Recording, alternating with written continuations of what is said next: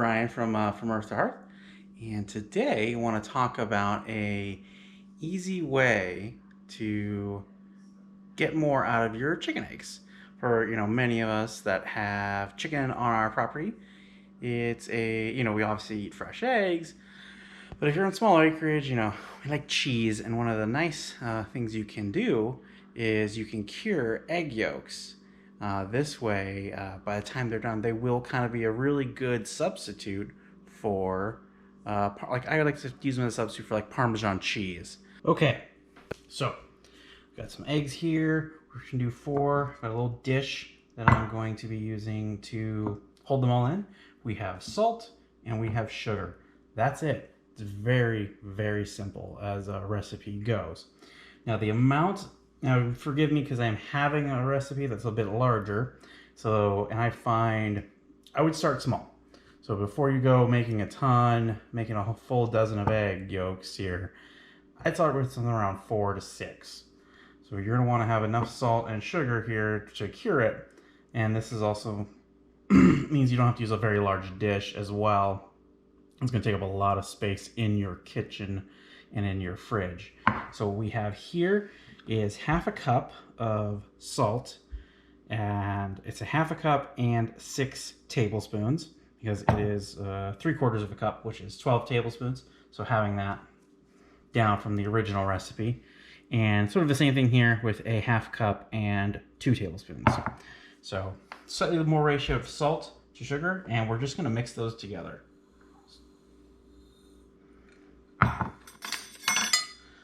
Just kind of give a good mix. You can do this in a bowl. I like to be efficient and make as little of a mess as possible. So we're just going to mix all this together here. And then pour about half of that into this to make a nice little bed. Now we're going to be putting each yolk in here. So what I find to do before I even bother cracking is to make sure each yolk has a little indent with the salt and the sugar. That way it's already ready to go. You just kind of drop it in there.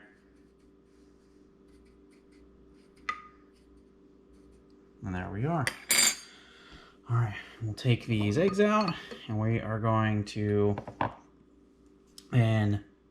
just use this bowl here. We're just going to use this bowl here to just get rid of the whites because we only want the yolks. And these are our eggs. They are not free-ranging right now, so yeah.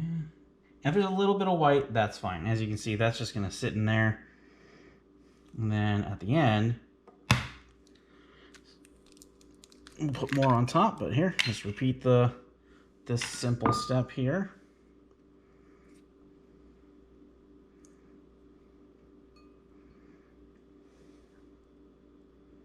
And try and be gentle, but if they're good fresh eggs I've tined, they are less likely to break.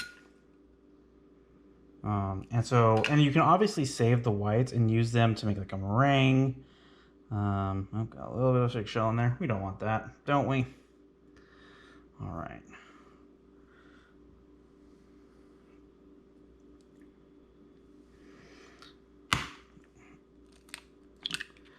All right, last egg.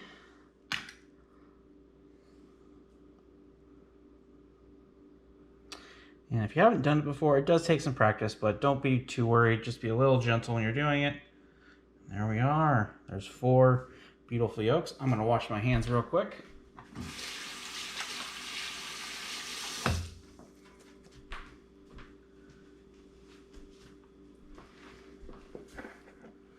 Okay, and then now you're just going to sprinkle this salt over.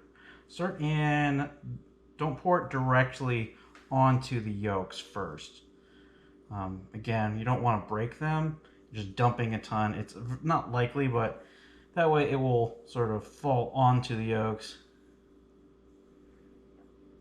And then you can use your spoon, just kind of cover, make sure they're covered.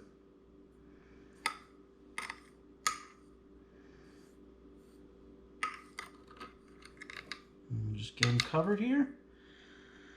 And there you are. And then you just cover this. And then this is going to go in the fridge for 4 days. All right, so we're going to put this bad boy in the fridge here. And it's going to go in here for 4 days. We'll be back for you in four days. All right, it's been 4 days, and we're now time to get our eggs out. All right, so let's get them out here. Boop. All right, so for the next phase here, we are going to set the oven to 170, or so I'm setting it to 170. That's how as low as my oven goes. Ideally, you should set it to 150, but if you can set it to at least 200, you're good. All right, so you are good if you can set it to 200, and it will just vary the time that your eggs are going to go into the oven for. Ideally 150. I can go as low as 170, so that's what I'm doing, but you can go lower. You are also going to need a sheet pan here with a rack on it. Now we're going to spray that just so it'll grease it, and we're going to need a pastry brush to get the salt and sugar mixture off of the eggs here. And I'm going to need to get a few paper towels as well, because we are going to rinse this gently once we've rinsed that off. So we've got the paper towels now. Let's get this off.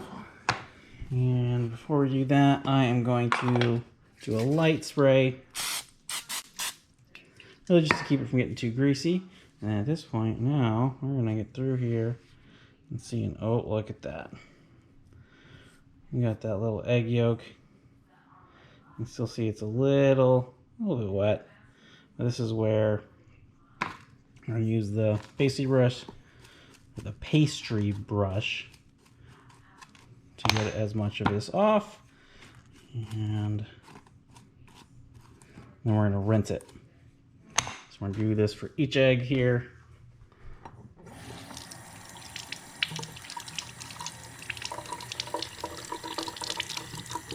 Look at that color. Very golden.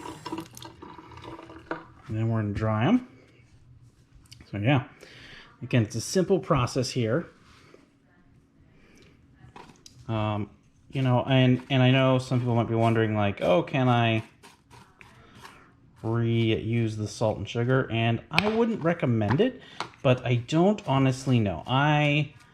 So we used to take, before all this started, cooking classes that were cooking and other skills based up in the city. They had a really nice, where they had chefs and farmers and others come in. And so we would take classes, and one of those was a sort of nice little pantry class. And I honestly don't remember when he said if we could reuse it. In my experience, I mean, it's salt and it's sugar, so I guess theoretically you could attempt to dehydrate it. Again, I think there's a point of diminishing returns here, and the salt and sugar is pretty cheap in my experience, so just get more. Just get more. I'm sure there's a way, again, especially with eggs and the potential for salmonella and other things. I just would not recommend it from a sanitary perspective. All right, now we just dry these off really nicely. So I got a bunch here.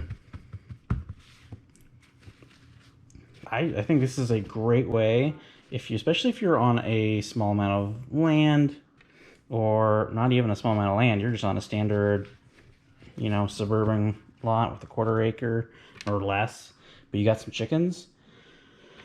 You know, you're not going to be raising any serious dairy. You know, there are a few people who I've seen maybe try, but for most people, I think, you know, a few chickens are about as far as you're getting. And so this is a great way to kind of give your sort of homemade, not Parmesan. So we're going to put this in for about an hour and 15 minutes here. Now, this is where the time does depend on your temperature. So at about 150 degrees, you're going to want to cook it for about an hour and a half up to 2 hours. At about 200, you're going to shoot for about 45 minutes. So, and because I'm about 170, I'm sort of splitting the difference. We're going to be shooting for about an hour and 15. And again, we're looking for a creamy but firm texture, sort of like Gruyere cheese. So hopefully that helps. Now I'll be back when these are done. All right. So now it has been an hour and 15 minutes and they are ready. Again, we're cooking these not simply for time, but just to dry them out and make sure they're done. We want a nice firmness. And look at that.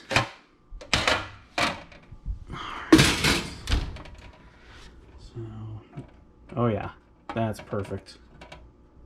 Nice and firm, but not too dry. All right, and so how you can use these, the most common way is to use a microplaner to grate them. You can use a normal grater as well, but just grate them really finely. You can use them on salads, use them on asparagus, vegetables. Sort of think of anything where you want to top Parmesan cheese, and they will work really well for that. You can also just slice them up and eat them with, sort of as a sub to cheese, with bread and stuff. I'm also going to probably make some pesto with them and use them in substitute of, again, Parmesan cheese. You can store them for 2 to 4 weeks in the fridge. I would use a nice airtight bag. You could freeze them. I haven't frozen them, so I can't say how well the texture will hold up, but I know some people have.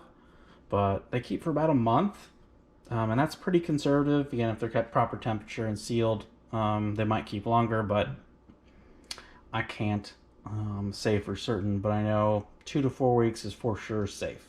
So again, hope you enjoy and hope this inspires you to, use your chicken eggs in different ways. Have a great day.